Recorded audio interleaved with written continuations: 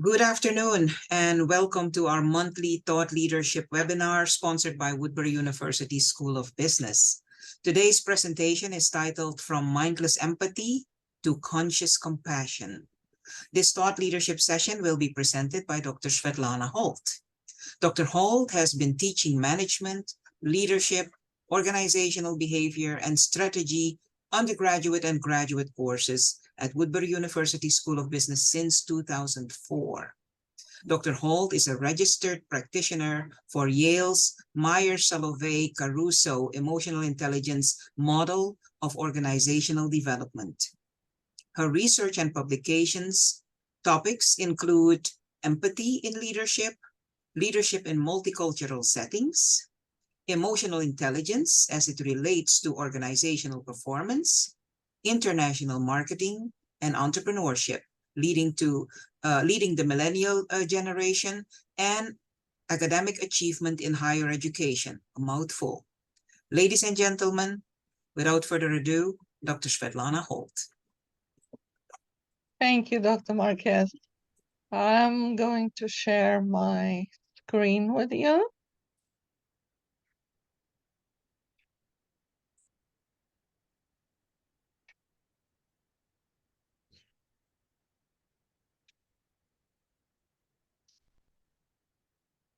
Is everyone okay?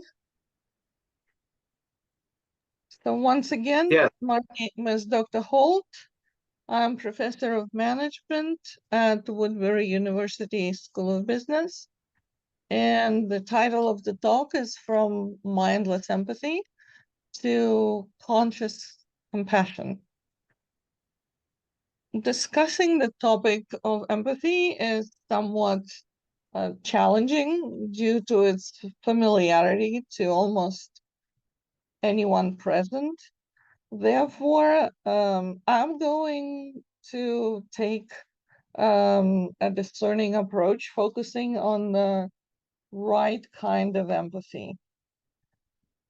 The approach which might help explore the complexity of the subject and reveal new strategies for effective, ethical decision making and management.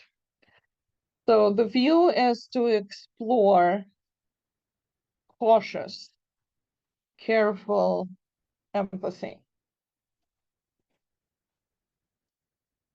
Through this 40-minute presentation, the topics for consideration will be as follows: the anatomy of empathy, cognitive versus affective empathy, a case for empathy in free market economy, the quote-unquote dark sides of empathy, and finally, how to recognize and counteract them in order to reduce the dangers of bias in ethical decision-making. Empathy is a foundational skill for every social competency important in every life setting. It is a complex topic in organizational behavior. It is the underpinning of respect because, and also because becoming curious about strangers opens our mind.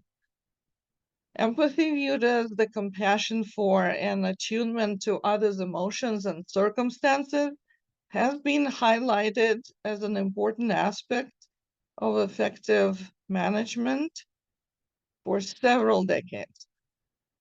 The pandemic, racial injustice, economic uncertainty, political polarization, misinformation, and general daily ambiguity. Over the multitude of all these challenges the past several years have brought, managing and coping with change has been on everyone's minds. And when we are so anxious with our own problems, perhaps we're not as attuned to other people's plight as we could or should be. perhaps empathy is in short supply. Since 2006, when Barack Obama said that the United States was suffering from a quote-unquote empathy deficit, the situation seems to have worsened. A certain cynicism of empathy began to set in, particularly among younger individuals. Some say it is not their problem to help persons in distress and not their responsibility to understand the world from someone else's point of view. Their thinking seems to have transformed to the one that cutting someone off from empathy has a helpful value and it means to take a stance. In fact, a new direction of thought about empathy suggests that limiting our impulse toward empathy is often a compassionate choice that we can make. Exploring our basis of empathy and the potential harmful effects of our unconscious biases and ways to curtail them is the goal of this discussion.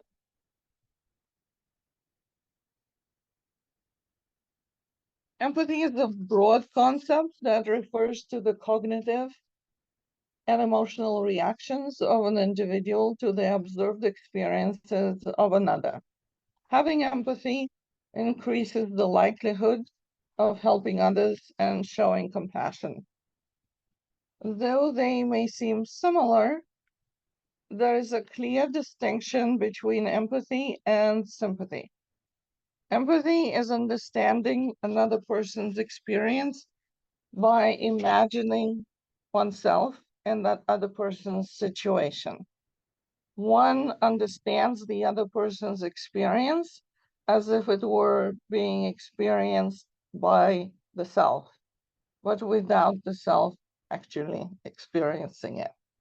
A distinction is maintained between self and other.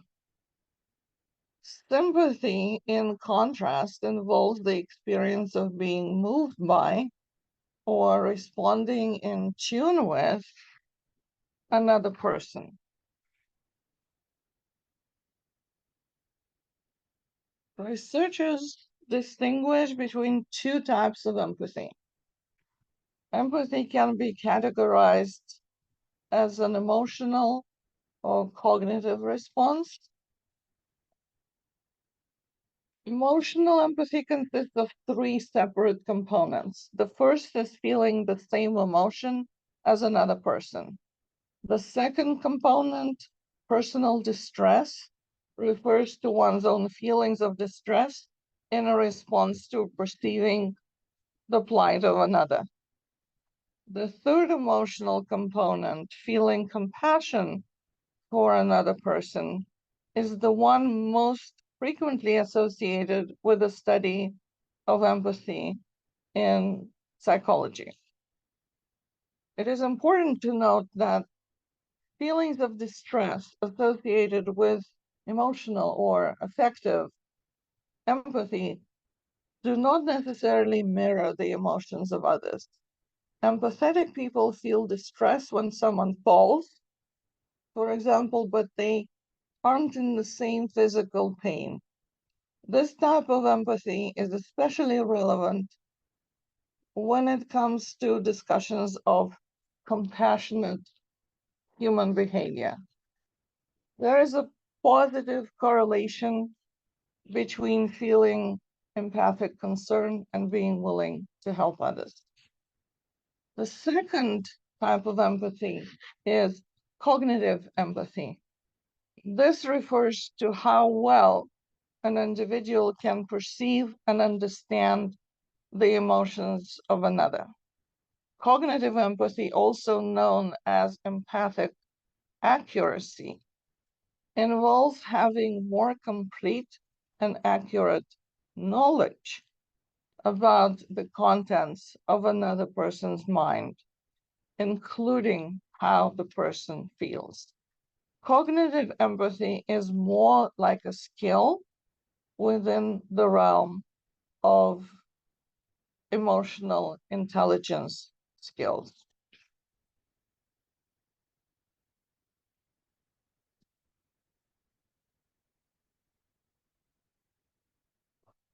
From a mental health perspective, those who have high levels of empathy are more likely to function well in society. They're reporting larger social circles and more satisfying relationships. Empathy is vital in building successful interpersonal relationships of all types in the family unit, workplace, and beyond. A lack of empathy, therefore, is one indication of conditions like antisocial personality disorder and narcissistic personality disorder. There are few empirical studies on correlations between companies' efficiency and the role of empathy plays in their organizational cultures. It's because it's really difficult to quantify empathy. Nevertheless, such studies which tie empathy to organizational success are attempted more frequently, especially in studies of sales and product development, with terms like empathy marketing and user empathy becoming mainstream. And here I have a quote by Bill Gates, who is not my favorite person, but I like what he says about empathy and how it works um, within businesses. Indeed, businesses that do not espouse a bigger purpose than generating a profit will have a hard time maintaining relationships with their investors, customers, and surrounding communities. But when an enterprise is in tune with the need of the community around them, it can provide solutions which meet the needs of many, resulting in robust profitability.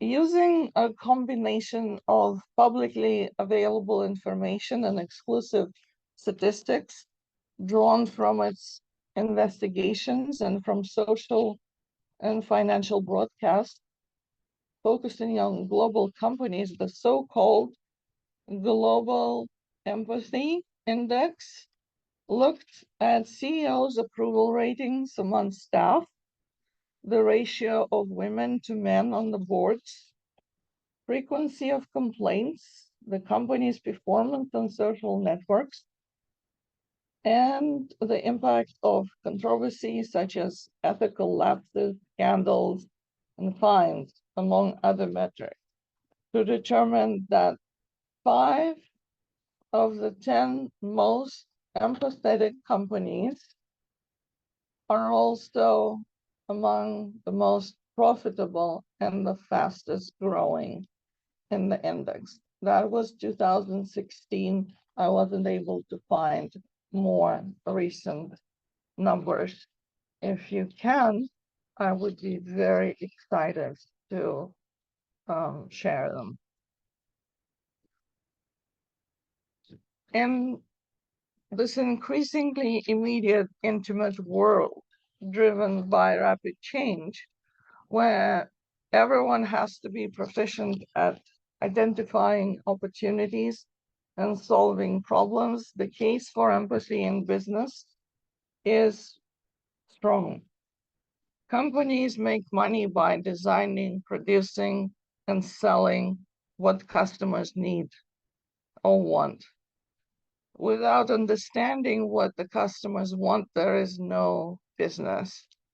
Without empathy, the capacity to put oneself in others' situations and meet these others where they are, there is no understanding of the customer's needs, and retaining existing ones is far less expensive than securing new ones. A similar logic can be applied to employees. Happy employees are better than just employees, as profits are, to a large extent, a derivative of devoted staff. Both cognitive and affective empathy, combining understanding of both logical rationale and the emotional one, is the driving power behind effective communication as well. So crisis stakeholders communication strategies have gained increasing attention in recent research as well. A particular study by the author by the name of Bentley discusses the power of effective apology, which from the stakeholder perspective includes such important components as expression of remorse, acknowledgement of responsibility, and promise of forbearance, combination of words and behaviors which demonstrate empathy.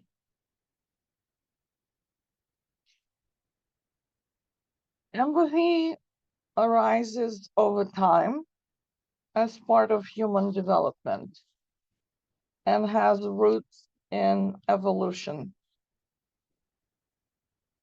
Elementary forms of empathy have been observed in our primate relatives, in dogs, and even in rats. There is compelling evidence that pro-social behaviors such as altruistic helping emerge very early in childhood. Infants as young as 12 months old begin to comfort victims of distress, and at 14 to 18 months, children display spontaneous, unrewarded helping behaviors. We do have a natural predisposition to developing empathy. But both environmental and genetic influences shape a person's ability to empathize. Social and cultural factors strongly influence where, how, and to whom it is going to be expressed. Empathy is something we develop over time and in relationship to our social environment, finally becoming a very complex response.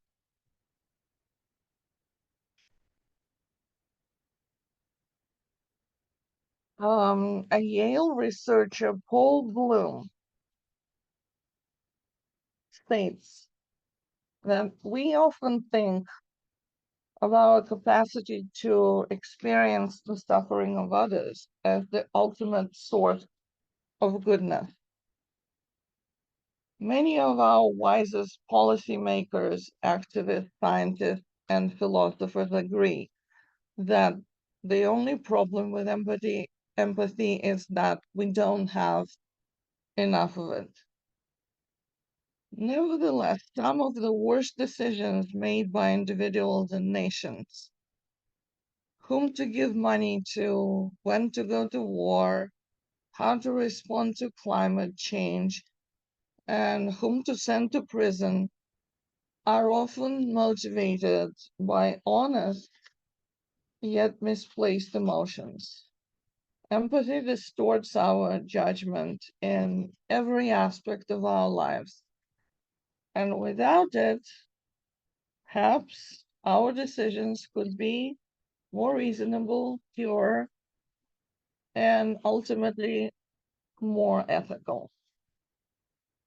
Psychologists and neurologists have started to look more deeply at how empathy works in real life situations when we are not consciously focusing on it.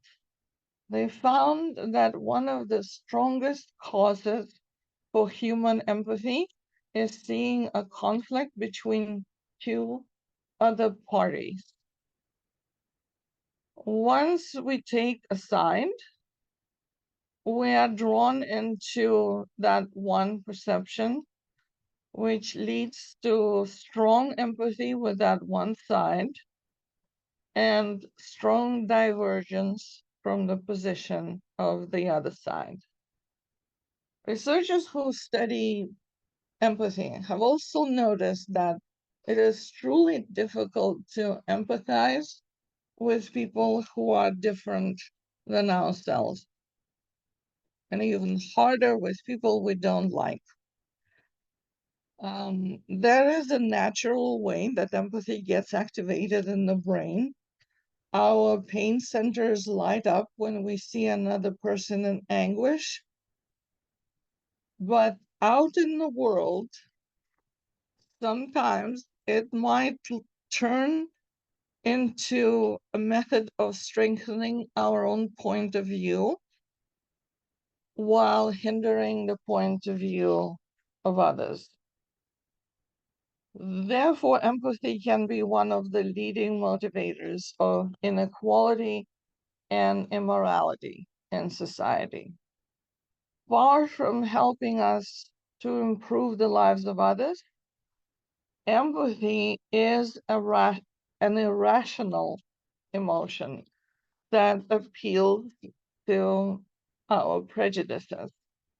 It impairs our judgment and, ironically, often leads to cruelty.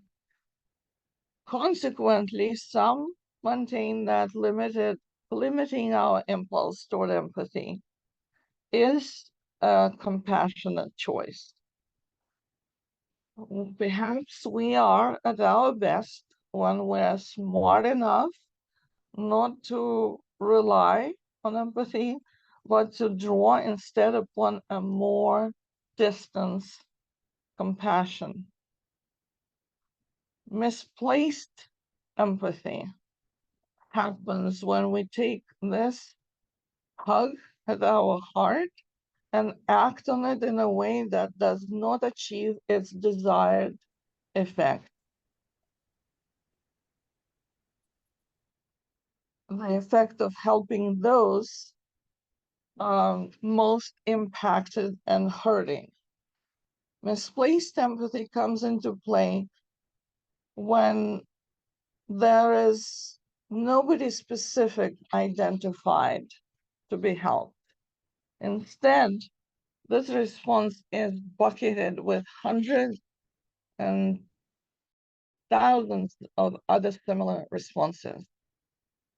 But what about those who are hurting the most from a certain tragedy? How do we know that they benefit from our action? There is a tendency to need to act immediately. And you probably noticed that front-loaded tragedy responses tend to be front-loaded. Everything happens within the first week or the first month. The impulse to act is there. And so it's acted upon quickly and sometimes without much thought. But why such a rush? It can take up to 4 years to rebuild a home lost by a tornado or hurricane. So why are we in such a rush to help at the very time when it could be least noticed or appreciated? Misplaced empathy can actually create an added burden. case in point is the tragedy at Sandy Hook Elementary. So much stuff was sent that it filled a warehouse. According to a report by NPR, 67,000 teddy bears were sent to Newtown in the weeks following the tragic event. Not to mention thousands and thousands of boxes of toys, blankets, scarves, bikes, and books. Imagine the number of hours and volunteers it took to rebox these gifts and find other homes for them. So the people hurting the most are sometimes not the beneficiaries of this support. Trauma recovery lasts years and years. Most people who are at the center of tragedy will never get over it, as sometimes we hope that they will. The more front-loaded the support is, the less likely it will go to those isolated away in pain and suffering. It is a cruel reality that those hurting the most are sometimes not the beneficiary of any of this early support. They need to be remembered and helped months and years after the event.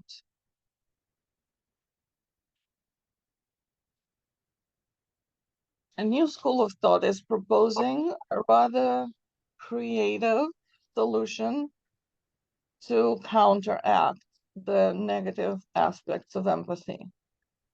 Give up on the idea that when we are empathizing, we're being altruistic or helping the less fortunate or in any way doing good. What we can say we do when we're empathizing is we're helping ourselves so we can expand our own imaginations and make our own minds richer. It is quote unquote selfish empathy. Our heart motivates us to do good, and our head determines how best to work to achieve that good. Important point coming up.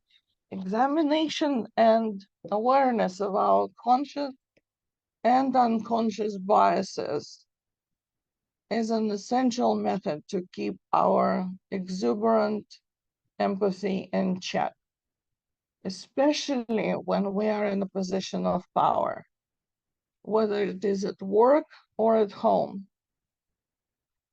For example, getting in the habit of self-reflection, of checking in with myself, with yourself.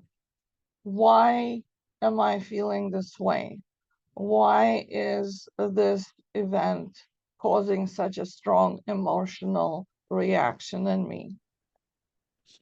Is an important way of keeping your exuberant empathy in check. Because those who rely on us for support need us to be able to give them the best of all of our resources, both physical and mental.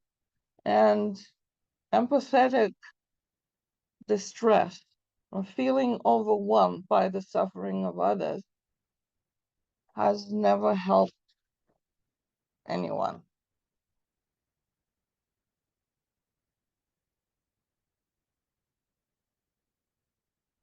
Revisiting empathy and leadership, appropriate or misplaced. Empathy is definitely an essential leadership skill or quality, facilitating effective management and practically any aspect of business that involves people. But here are some of its downsides. That failing to recognize its limits can impair individual and organizational performance. Empathy taxes us mentally and emotionally. It is not an infinite resource. And as mentioned before, it can impair our ethical judgment. Here are some of the biggest problems pertaining to empathy in the workplace.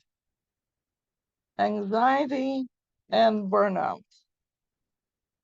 Empathy depletes our mental resources. A constant demand on empathy leads to compassion fatigue, an acute inability to empathize that driven by stress and burnout. Case in point, health and human services professionals, doctors, nurses, social workers, correction officers are good examples of this, as empathy is central to their day-to-day jobs. Excessive empathy is the tendency to sacrifice one's own needs for those of others, leading to anxiety and feelings of trauma, with increased absenteeism, and most importantly and dangerously, errors in job performance. The demand on empathy is relentless in other sectors as well. Listen up, managers. Managers are required to motivate workers daily by understanding their experiences and perspectives and helping them find personal meaning in their work. Customer service professionals must continually quell the concerns of distressed callers. Empathy is exhausting in any settings or role in which it is a primary aspect of the job. Next, we have emotional draining. Leaders are faced with tough situations and must make crucial decisions and handle dissatisfaction from subordinates, whether it be due to disappointment about a promotion that did not materialize, domestic problems that impact their work, or conflict between co-workers. Taking on the emotions emanating from these issues leads to exhaustion. Empathy in leadership can be draining and debilitating. Also, empathetic person may find that there simply is not enough to go around. Empathy does not just drain energy and cognitive resources, it also depletes itself. Devoting empathy to one person may result in not having enough in reserve for another important person in one's life, whether it be a family member, friend, customer, or colleague. Next, we have clouded judgment and misplaced loyalty. Preferential or biased empathy can antagonize those who see us protecting our own, which causes us to limit our capacity to empathize with those outside our immediate circle. This is very easy to happen because we care more about them to begin with. It creates a gap that widens due to our limited supply of empathy and our desire to connect with outsiders, wanes. Next, the sense of group belonging and interdependence among members often leads people to tolerate an offense by one of their own, thereby diffusing responsibility to the collective whole instead of assigning it to the individual. Empathy for those within one's immediate circle can conflict with justice for all. However, despite all these limitations, empathy is essential at work. Managers should therefore ensure that we employees invested wisely and are not counterproductive through misplaced or unwise application of it. And this may be accomplished by applying these following techniques. Being objective. And it is not being suggested here that empathy should be actively discouraged. There are times when stepping into somebody's shoes is a necessary first step toward positive action, care, and help for others. But it needs to be combined with constructive action to have real impact. Empathy needs to be accompanied by the skill and discipline to stand back, judge objectively, and act accordingly. Showing empathy toward a subordinate or colleague undergoing a stressful situation should be tempered with mindfulness, selflessness, and compassion without getting swallowed up by debilitating emotions. To be compassionate does not mean that you have to share somebody's feelings. A clear distinction should be made between empathy and its apparent synonym, compassion.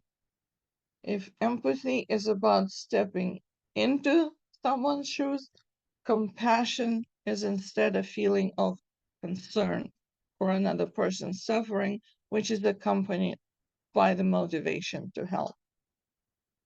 Next is distributing empathy, which means asking team members to concentrate on certain sets of stakeholders rather than empathizing with anyone and everyone. Some employees might, for example, focus primarily on customers, while others on coworkers. In this way, we can create task forces to meet different stakeholders' needs and make the work of developing relationships and gathering perspectives less consuming for individuals. Through distributing caring responsibilities across a team or company, empathy becomes less bounded when managed across employees. Next is giving and taking breaks. Despite the general perception that empathy comes naturally, it takes arduous mental effort to get into another person's mind and then to respond properly with compassion rather than indifference. As with any other occupation that requires periodic relief from demands made by the work at hand, employees also need breaks from empathy. So let's encourage ourselves to take time and focus on our own interests alone. Self-focused breaks subsequently lead to feeling more empathy for others. When people feel restored, they are better able to perform the demanding task of figuring out and responding to what others need.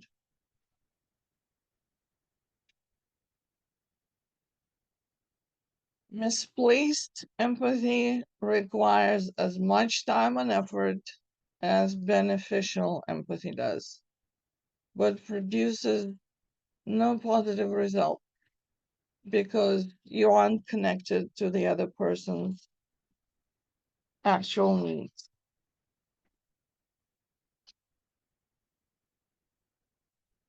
So what can we do? It's a good idea to invest time in studying people or updating your emotional intelligence skills, if you will. Separate those who deserve your loving kindness from those who do not. Then clarify the situations that are truly critical from those that are just drama.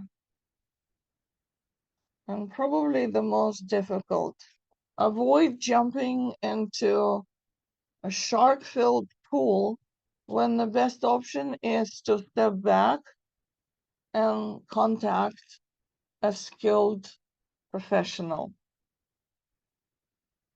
Research narcissists.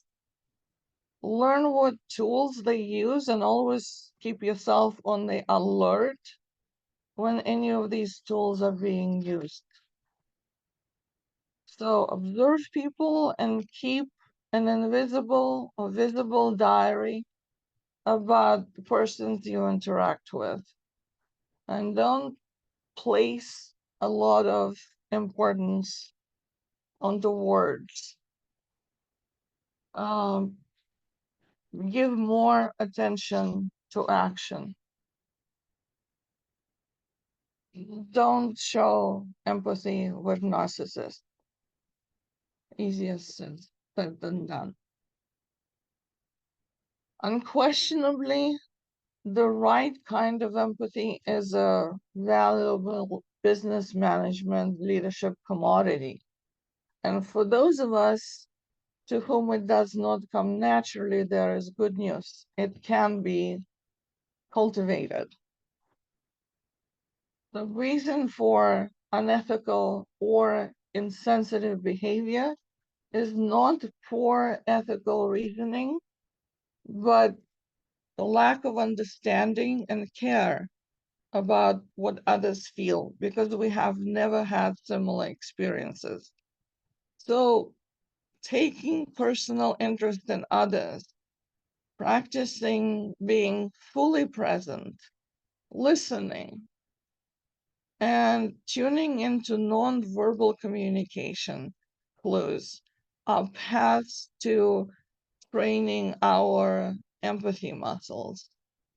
I titled this slide The Golden Rule, Biased Empathy. I vote for Platinum Rule. The Golden Rule seems a little bit like biased empathy. I think it is more fair to treat people the way that they would like to be treated, not the way we would like to be treated. But for that, we need to really know how they would like to be treated. So with this, we've reached the end of the talk. I would like to thank you for listening. And I would like to leave you with some food for thought. 3 questions that you might, want to ponder. What is the role of empathy in justice? Do you apply empathy differently in different parts of your life? Have you ever experienced unwelcome bias due to someone's misplaced empathy. Thanks again. I hope you learned something useful, and we'll meet you next time in the next presentation.